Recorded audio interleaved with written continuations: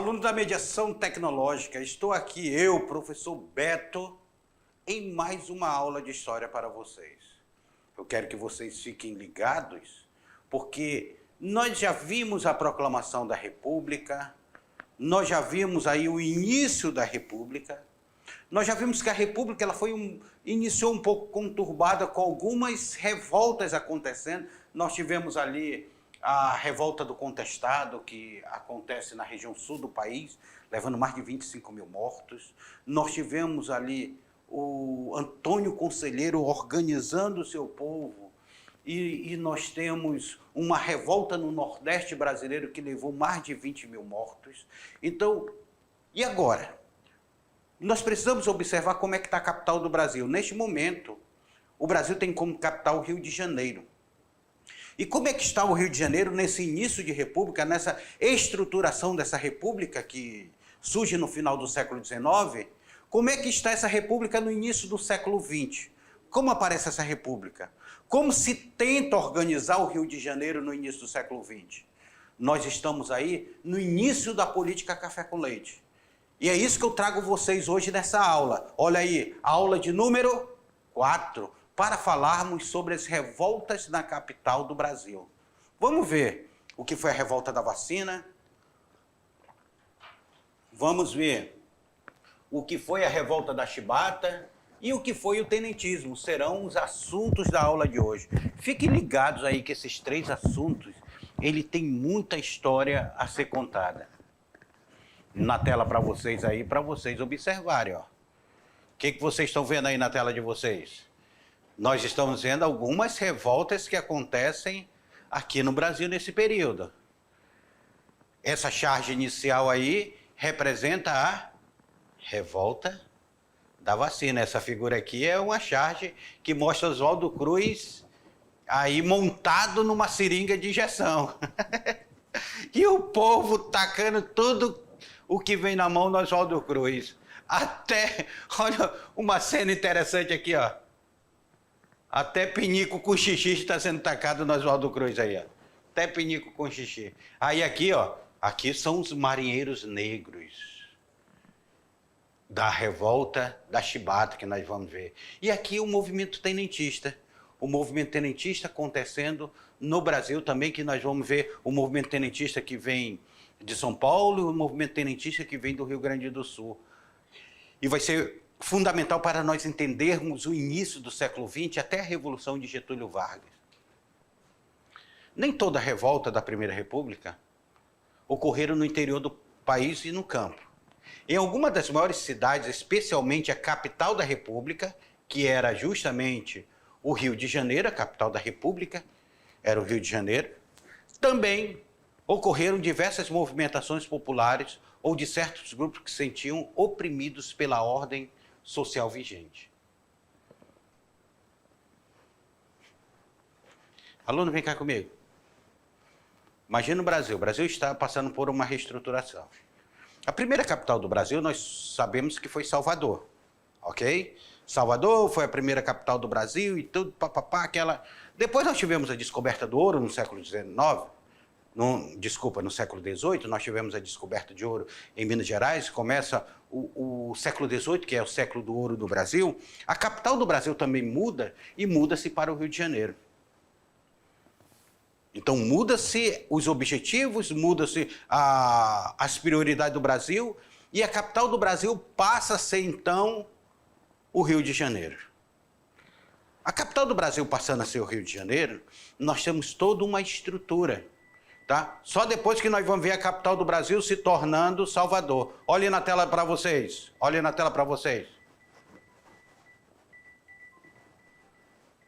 Então nós temos aí, ó, a revolta da vacina. A revolta da vacina, ela acontece em 1904, a revolta da vacina. 1904 aí, a revolta da vacina acontecendo aí. Aonde foi?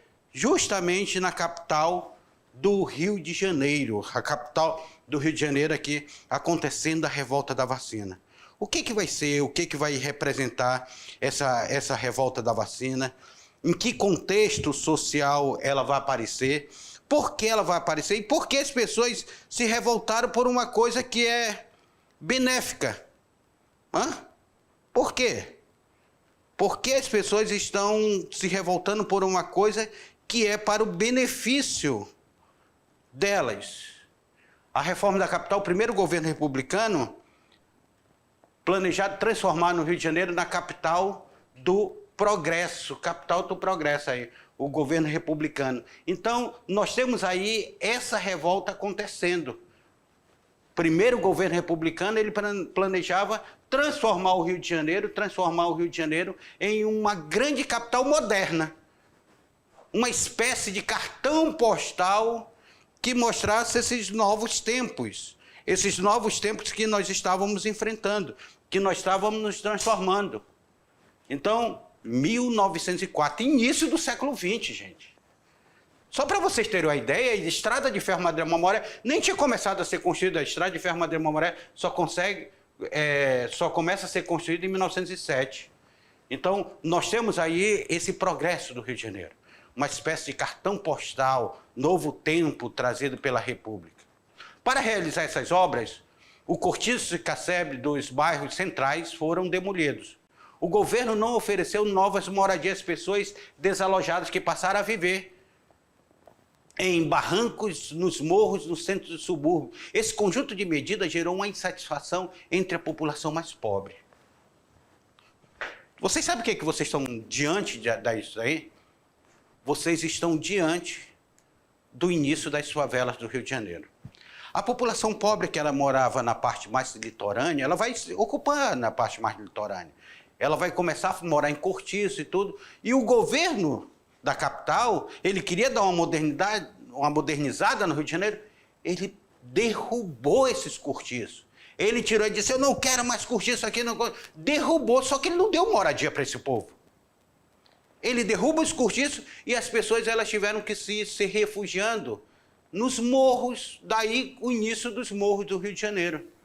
Morro do Querosene, ali os grandes morros que vão surgir daquele momento ali, os primeiros morros que vão surgir naquele momento no Rio de Janeiro, ligado à região central e depois vão se transformar em grandes morros.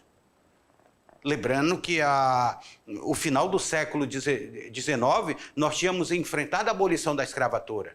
E a abolição da escravatura, ela estava muito presente aí dentro dessa sociedade. O negro estava sem trabalho.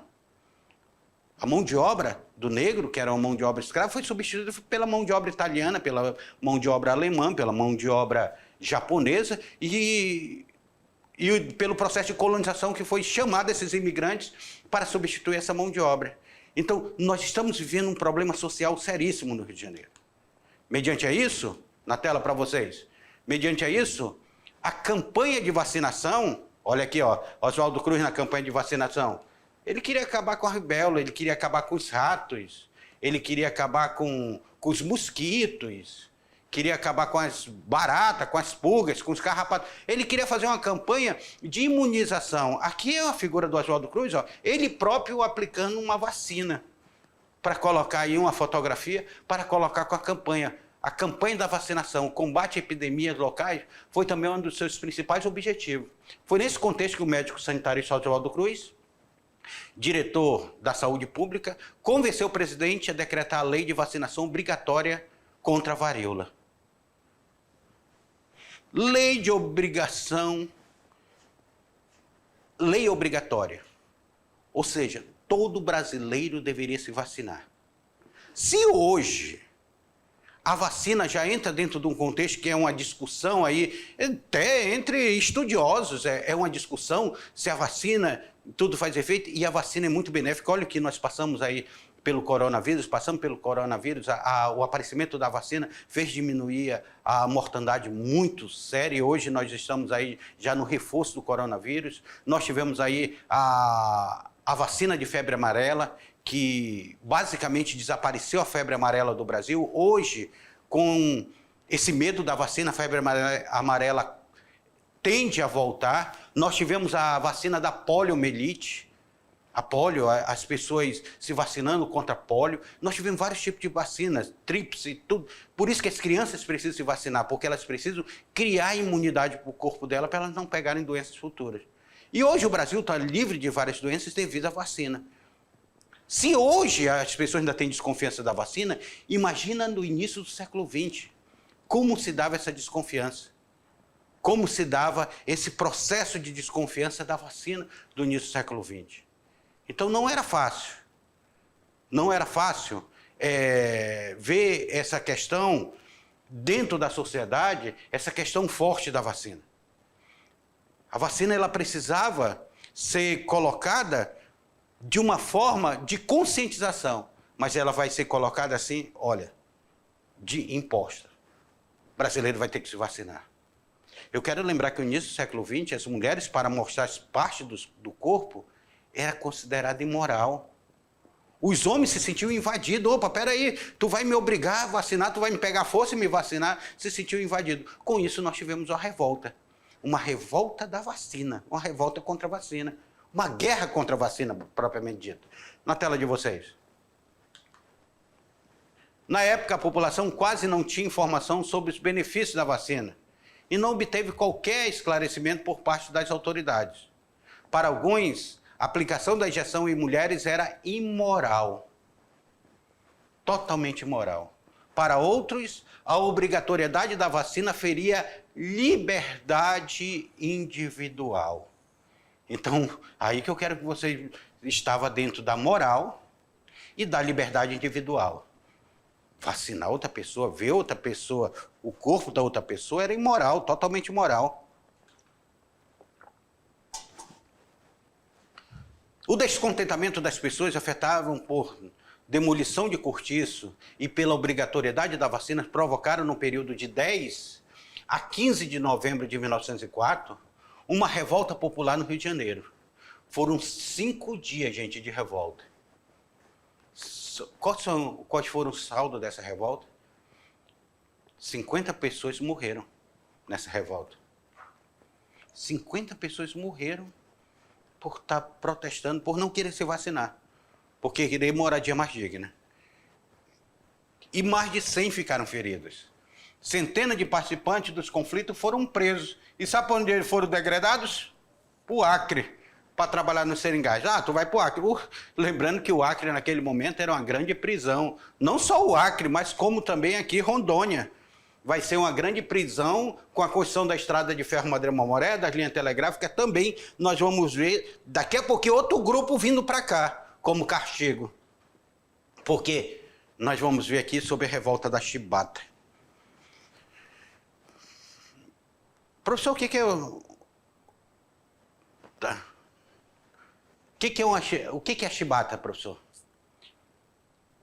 O chicote, açoite, pá, pá, pá. Chibata.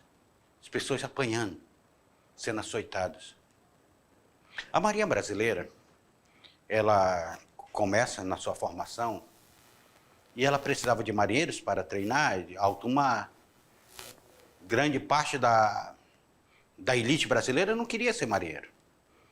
Então, muitas vezes, o negro alforriado, ele é obrigado a servir a marinha. E a marinha, nós vamos ter esse quadro de negros sendo formado. Só que, dentro da marinha, nós temos aquele resquício do período da escravidão. Nós ainda temos aquela mentalidade do coronel. E dentro dessa mentalidade, a mentalidade do açoite às pessoas. Então, qualquer deslize de um marinheiro, ele poderia sofrer açoite, ele poderia levar chibatadas. Assim mesmo como era no tronco das senzalas ou das praças públicas, ele era açoitado, ele recebia chibatadas dentro dos navios, dos encoraçados da Marinha Brasileira. Isso gerou uma revolta entre eles. Uma revolta sem precedentes. Uma das maiores rebeliões afrodescendentes da América, que vai refletir para o mundo. E vai refletir, é claro, a mídia era da elite brasileira, vai refletir sempre de forma pejorativa. Ah, esses revoltosos e tudo estão colocando a sua vida em risco. Essa revolta, ela ficou conhecida como Revolta da Chibata, uma revolta acontecendo dentro da Marinha do Brasil contra a própria Marinha e contra o próprio governo. Olha como se dá o desfecho dessa história e a relação dela com Porto Velho, não com Porto Velho, mas Santo Antônio do Rio Madeira, com a construção da estrada de ferro Madeira-Mamoré e a relação dela com a construção das linhas telegráficas. Na tela para vocês aí. Aproximadamente 2.000 membros da Marinha Brasileira, liderado pelo marinheiro João Cândido, rebelaram-se contra os castigos físicos que recebiam, dando início ao episódio que ficou conhecido como Revolta da Chibata. Revolta da Chibata. Olha aí. Percebam vocês que a maioria desses marinheiros, eles são negros ou mestiços, descendentes. E eles vão se revoltar contra o governo brasileiro. Suas principais reivindicações eram o fim das punições corporais, que era chibata ou tortura. Aqui é o exemplo, não dentro do encouraçado, mas um tronco, onde os negros eram açoitados em praça pública. E parece que essa prática continuava dentro da Marinha Brasileira. E era isso que eles queriam, o fim das punições corporais. Não queria mais que tivesse punições corporais. Eles protestavam também contra o baixo salário. O soldo que eles receberam era muito baixo. Contra as péssimas condições de trabalho e alimentação que recebiam os marinheiros. E sua imensa maioria negros e de origem muito pobres. Então, essa era a revolta dele. Eles queriam ter uma dignidade, ter mais centrado, para que não houvesse tanto açoite. Era isso que eles queriam, era isso que eles buscavam. Quem era o governo brasileiro? Quem estava no governo brasileiro? O governo brasileiro, naquele momento, era o Hermes da Fonseca. E o Hermes da Fonseca, que era um militar ali, ele vem dentro do comando, apesar de ter sido dentro da política café com leite, mas ele era ligado às Forças Armadas. O Hermes da Fonseca, ele começa a ser criticado, e esses marinheiros, eles ameaçam o governo federal. Não é à toa que eles vão fugir da capital do Rio de Janeiro e vão se refugiar nos bairros mais distantes, com medo de eles explodirem a capital do Rio de Janeiro, porque eles tomaram o encouraçado. Eles estavam de posse dos canhões da Marinha superpotente. Olhem na tela para vocês. Cansado de tamanho maus tratos, os marinheiros se insurgiram contra os oficiais da Marinha Brasileira e apresentaram um conjunto de suas reivindicações ao presidente recém-possado, Marechal Hermes da Fonseca. Hermes da Fonseca. O Marechal Hermes da Fonseca, então, ele vai ser totalmente hostilizado dentro desse contexto. O fato era que a maioria dos marinheiros, cerca de 80%, eram negros e de origem muito pobres. E o alistamento, muitas vezes forçado, era uma das suas poucas alternativas para os filhos de negros escravizados sobreviverem à recém-criada república. Então nós temos uma república recém-criada. E essa república recém-criada, ela vai estar dentro desse contexto. Negros de origem muito pobre, sendo açoitado, 80% dos marinheiros eram negros, pouca alternativa para os filhos do negro escravizado. Então a maioria ia para a Marinha, que era uma maneira de eles estarem empregados, não ficarem também desempregados. Mas eles eram muito maltratados lá dentro. Isso porque a abolição da escravatura de 1888, um ano antes da proclamação da República, nós tivemos a abolição da escravatura. Porém, as condições para que os negros pudessem ter um emprego, se sustentasse, havia sido negada. Propositalmente, para que eles ainda estivessem obrigados a se sujeitarem aos antigos senhores.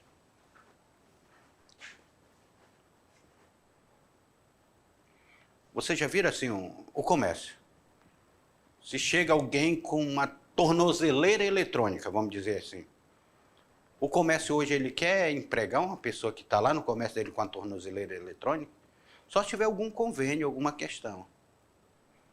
O negro, recém-alforriado, ele parecia que ele tinha uma tornozeleira eletrônica. Ele dizia, não vamos empregá-lo. Ele que vai buscar voltar para se sujeitar a ir trabalhar a qualquer preço lá para o seu senhor. Não tinha direito trabalhista mesmo. Estão alforriados, mas a alforria da abolição da escravatura, ela não indenizou, ela não deu norte para esse povo.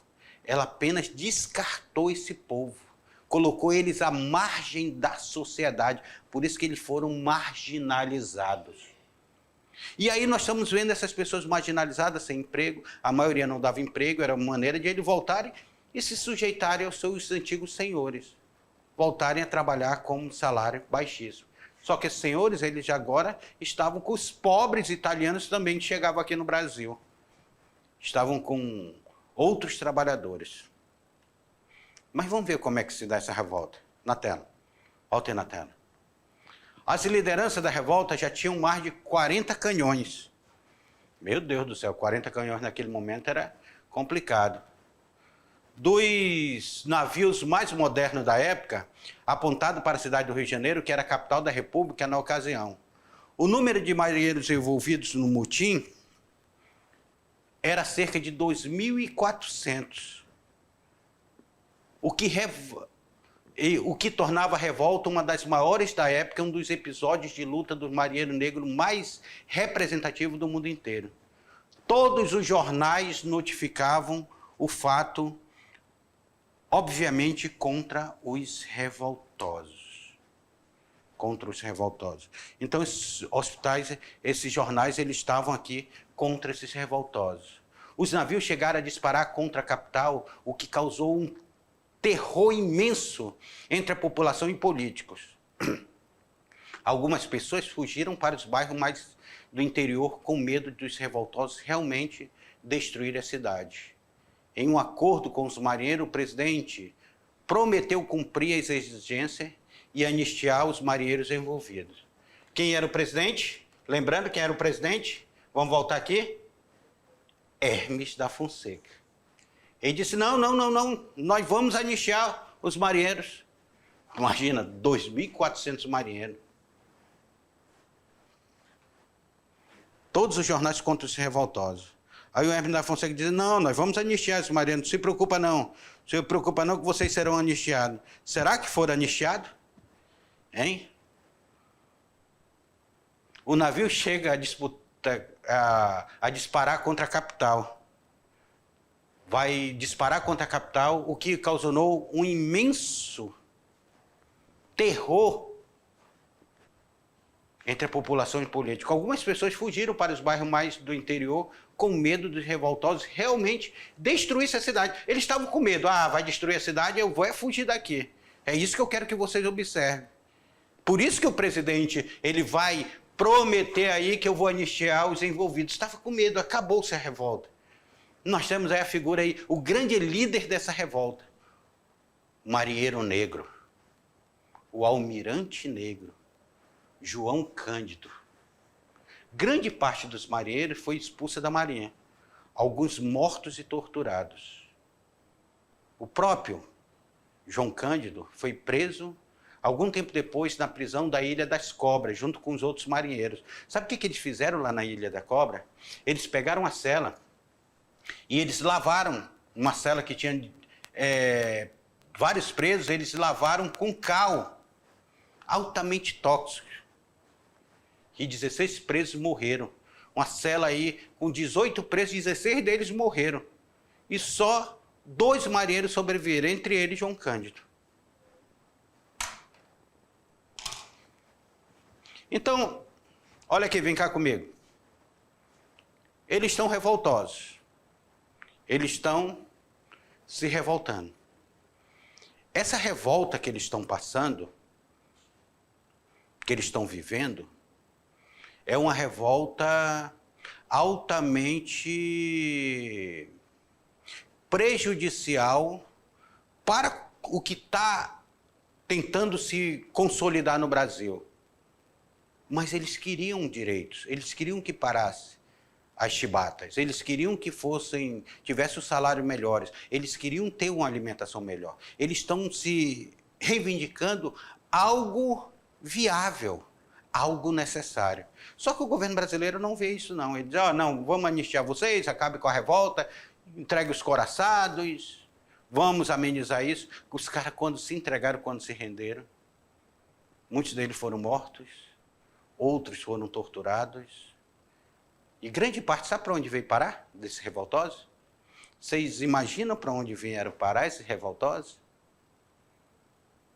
São números ainda que estão sendo estudados, mas eu estava conversando com meus amigos historiadores e eles têm documentos da época onde tem o nome de cada revoltoso desses que vieram, sabe para onde?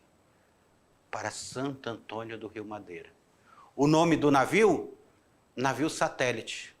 O navio Satélite trouxe esses revoltosos para Santo Antônio do Rio Madeira para cumprir pena. Olha como era difícil o trabalho aqui na construção da estrada de ferro e na construção das linhas telegráficas. Muitos vieram sob comando de Rondon cumprir pena. E esses revoltosos, eles vão sofrer aqui o pão que o diabo amassou. Na tela para vocês. Na tela para vocês. Então, João Cândido sobrevive, depois João Cândido vai ser internado num hospital psiquiátrico. Vão dizer que ele... Imagina, ele estava vagando pela rua, estava desempregado, sem dinheiro, apenas com a roupa do corpo. Aí ele vai ser levado para uma clínica psiquiátrica e vai ficar 2 anos lá como doente mental.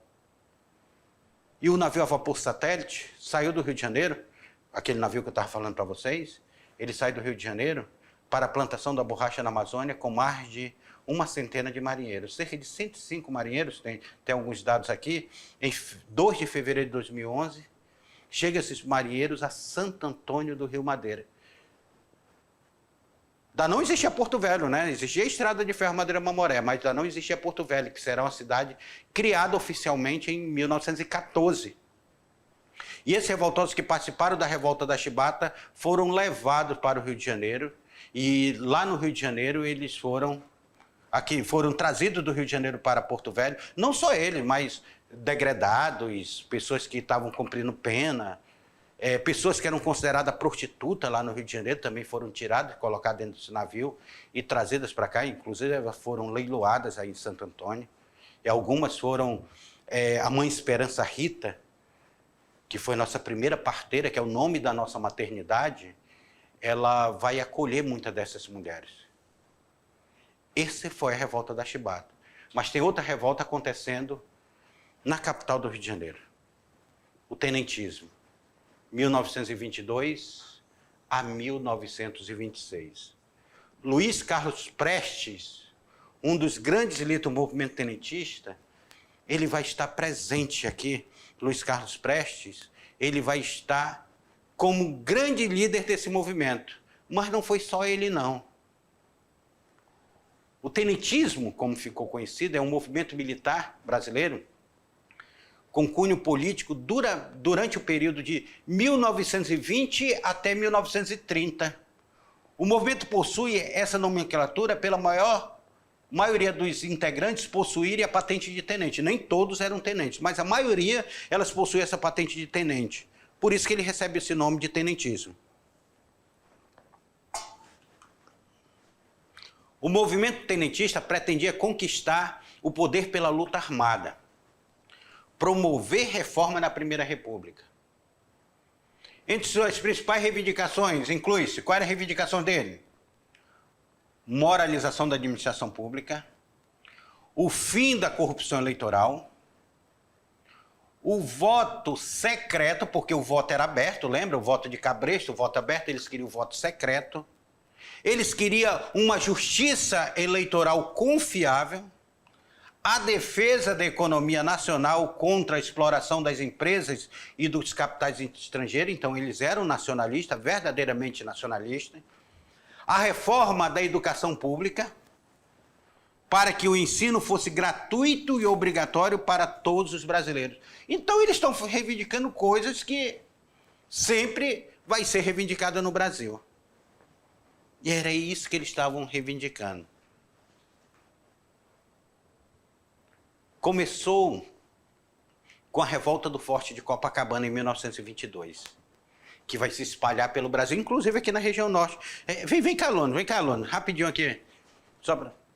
Preste atenção nesse movimento tenentista, porque nós vamos ter uma figura aqui no estado de Rondônia, que vai ser uma figura emblemática aqui dentro do estado de Rondônia, politicamente, dentro da nossa história, que fez parte do movimento tenentista. Sabe quem é essa figura? Vocês têm ideia quem é essa figura? O nosso primeiro governador do território federal do Guaporé, Aloísio Ferreira. Aloísio Ferreira, que é o nome da nossa praça, do nosso estádio aqui. O Aloísio Ferreira, ele vai fazer parte desse movimento tenentista, ele vai se refugiar aqui nos Seringás de Guajará-Mirim. E lá na história regional nós vamos falar mais sobre o Aloísio Ferreira, o papel do Aloísio Ferreira dentro do movimento tenentista. Mas volta aí na tela aí que nós estamos vendo o que acontece dentro desse movimento tenentista nacionalmente. Mesmo diante da superioridade das tropas governamentais, 17 tenentes e civis saíram às ruas para combater corpo a corpo. 17, gente. Apenas 17, corpo a corpo, saiu às ruas. Dessa luta, apenas 2 sobreviveram. Os tenentes Eduardo Gomes e o tenente Siqueira Campos. Tem até umas ruas lá no Rio de Janeiro com o nome deles, Eduardo Gomes, Siqueira Campos. E eles vão ser combatíveis nessa luta. Vão sobreviver, mas o movimento tenentista, ele não fica só na capital. Nós estamos aí em 1922. Em 1924, nós temos uma outra revolta em São Paulo. A revolta explodiu também em 5 de junho, liderada pelo general Isidoro Dias Lopes, pelo tenente Juarez Távora e pelo político Nilo Peçanha. Esse Juarez Távora também que eu quero que vocês guardem o nome dele, que vocês vão ver o quanto Juarez Távora vai perseguir o Marechal Rondon posteriormente. Então nós temos aqui outra revolta vindo de lá de 1924. Novas rebeliões tenentistas vão acontecer no Rio Grande do Sul e em São Paulo. Então, o movimento tenentista está espalhado pelo Brasil. Está acontecendo aqui também no Amazonas e no Pará. No Amazonas e no Pará, o movimento tenentista está acontecendo. O governo paulista viu-se obrigado a fugir da capital para localidades próximas, onde pôde organizar melhor a reação contra os rebeldes. Governo paulista. Aí o professor Lolismar trouxe aí uma foto dele aí, que ele fez lá no cemitério, esse símbolo aí do movimento de 1924. Depois de mais de 20 dias no controle das cidades, os rebeldes perceberam que não teriam mais condições de resistir. Formou-se então um numeroso e bem equipado tropas de rebelde, a chamada Coluna Paulista, liderada por Miguel Costa, que seguiu em direção ao sul do país, de encontro a outra coluna militar, que era a chamada Coluna Prestes. Então, nós temos a Coluna Paulista, liderada por Miguel Costa, e nós temos a Coluna Prestes, que era liderada por quem? Luiz Carlos Prestes. Luiz Carlos Prestes. Luiz Carlos Prestes é uma figura que eu quero que vocês também gravem o nome dele, porque vocês sabiam que o Luiz Carlos Prestes, depois do movimento tenentista, ele vai se refugiar aqui em Calama. Cadê os alunos de Calama aí? Ele vai se refugiar aqui em Calama. E nós temos professores, depois entre em contato conosco, vê se tem algum aluno de vocês que é parente do Luiz Carlos Prestes, porque foi deixado parente do Luiz Carlos Prestes aqui em Calama. Família Prestes. E ele vai se refugiar aqui antes de ele ir para a Bolívia, o Luiz Carlos Prestes. Depois da Bolívia, ele vai para a União Soviética. E lá na União Soviética, ele volta sob escolta de Olga Benário. Falar nisso, assista o filme Olga. E eles se apaixonam e ele casa com a Olga Benário. Só que a Olga Benário depois vai ser entregue pelo governo Getúlio Vargas, vai ser entregue para os alemães e ela morre no campo de concentração. Luiz Carlos Prestes. Olha como é essa figura de Luiz Carlos Prestes, dentro desse movimento tenentista, fazendo parte desse movimento tenentista. E o crescimento. E muitos deles vão se refugiar aqui no Rio Madeira, vão se refugiar em Guajará-Mirim. Nós vamos ter presença deles aqui antes de eles fugirem para a Bolívia para tentar o refúgio. Na tela para vocês. A Coluna Prestes foi um movimento político liderado pelo militar contrário ao governo da República Velha e da elite agrária. Esse movimento ocorreu entre o ano de 1925 e 1927. Teve como nome um dos líderes do movimento, que é o chamado Luiz Carlos Prestes. Luiz Carlos Prestes. Luiz Carlos Prestes, que depois vai ser o presidente do Partido Comunista do Brasil. Mas Luiz Carlos Prestes era do movimento tenentista, era um tenente, que ele vai liderar a Coluna do Sul, que vai marchar por vários locais, gente. E quais eram as causas principais? A insatisfação por parte dos militares, dos tenentes, com a forma que o Brasil era governado na década de 20, a falta da democracia, as fraudes eleitorais com voto de cabresto, a concentração do poder político nas mãos das oligarquias, ou seja, da elite agrária, a exploração das camadas mais pobres pelos coronéis, que eram os líderes políticos local. Então, tudo isso revoltava esse movimento tenentista. E eles vão para cima do governo federal. Aí nós temos os integrantes da Coluna Prestes percorreram cerca de 25 mil quilômetros, gente, pelo interior do território brasileiro. O núcleo fixo, cerca de 200 homens. Porém, em vários momentos da caminhada, o movimento chegou a contar com 1.400 pessoas, entre militares e simpatizantes, que aderiam ao movimento. Os integrantes da Coluna Prestes e paravam nas cidades, conversavam com as pessoas e faziam propaganda contra o governo federal, mostrando as injustiças sociais da época e defendendo as reformas políticas e sociais. Aí nós vamos ver aí, ó, o movimento que teve início na cidade de Alegrete, no Rio Grande do Sul, e após 2 anos e meio a percorrer 11 estados, terminou dividido. Um grupo foi para a Bolívia, esse que eu estou falando para vocês, que eles vieram para cá, foram para a Bolívia, foram se refugiar na Bolívia, e outro grupo foi para o Paraguai. Embora não tenha conseguido derrubar o governo, a Coluna Prestes foi um movimento que enfraqueceu politicamente a República Velha, abrindo o caminho, porque em 1930 nós vamos ter Getúlio Vargas se aliando ao movimento tenentista e dando o golpe de 1930 e derrubando a oligarquia brasileira. Então, assim, se formou a política do início da República Brasileira. A República Brasileira ela está se formando com essas revoltas, a revolta da vacina, a revolta da chibata e, principalmente, o movimento tenentista. O movimento tenentista que vai enfraquecer essas oligarquias e vai abrir caminho para que Getúlio Vargas, que era um gaúcho vindo do Rio Grande do Sul, receba apoio desse movimento tenentista e dê o golpe de 1930 e derrube a política café com leite. Detalhe para vocês, não esquecendo que aqui nós tivemos um participante desse movimento tenentista, a Luiz Ferreira, que vai fazer parte desse movimento tenentista, mas isso é uma outra história. Aguardo vocês daqui a pouquinho para nós podermos fazer a revisão e corrigir essa atividade, porque a nossa aula, você não pode desprender, as aulas de história são assim, são dinâmicas, elas são participativas. Daqui a pouco o professor de vocês vai estar me mandando as questões e nós estaremos respondendo no chat. Mas enquanto isso, aguarde aí que eu já volto com vocês para nós fazermos a revisão e vocês fazerem a atividade. Até lá.